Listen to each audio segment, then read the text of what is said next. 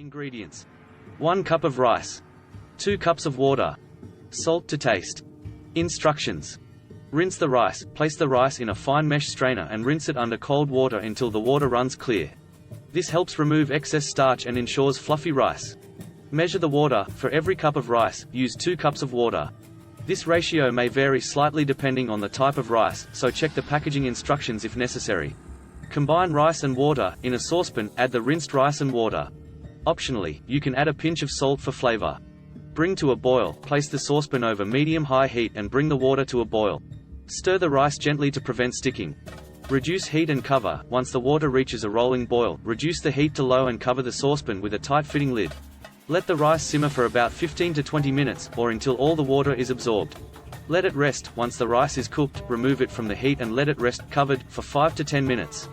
This allows the steam to distribute evenly and gives you fluffier rice. Fluff with a fork. After the resting period, remove the lid and fluff the rice with a fork. This helps separate the grains and prevents clumping. Serve and enjoy. Your rice is now ready to be served as a side dish or as a base for other recipes. Enjoy! Note: cooking times may vary depending on the type of rice used, so it's always a good idea to refer to the specific instructions on the rice packaging.